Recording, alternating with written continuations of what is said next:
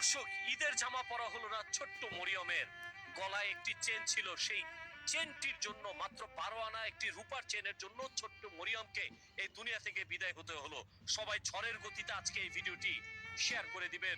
রাত পোহালেই ঈদ। ছোট্ট মরিয়ম আর ঈদের আনন্দ উপভোগ করতে পারলো না।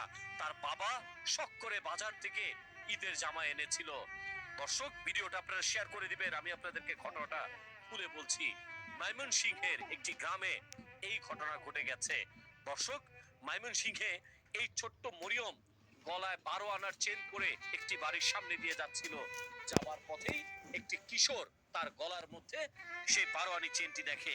ধারণা করা হচ্ছে সেই কিশোরটি নেশাগ্রস্ত। তার নেশার টাকার জন্য শিশু মরিয়মের গলা থেকে সেই চেনটি ছিনিয়ে নেয়।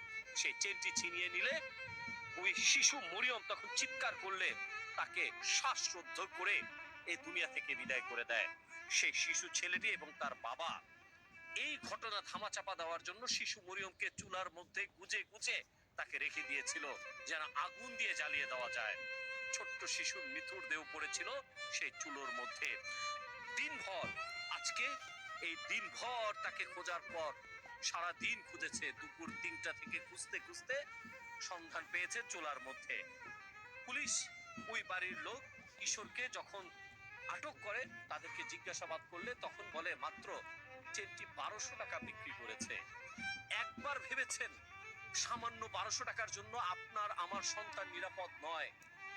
প্রিয় দর্শক, ভিডিওটি শেয়ার করে দিবেন। আপনি হয়তো ভাবছেন আমি কেন শেয়ার করব, ঘটনা ঘটেছে ছোট বাচ্চার সাথে। বিশ্বাস করেন, আপনার এই ভিডিওটির কারণে প্রত্যেকটা মা বাবা সতর্ক হয়ে যাবে, তার সন্তানের প্রতি খেয়াল রাখবেন। অনেক অনেক মায়েরা আছে শখ করে, অনেক বাবারা আছে তার মেয়েকে শখ করে কানের দুল পরিয়ে দেয়। দেখতে অনেক ভালো লাগে, বাবাদের বুকটা ভরে যায়।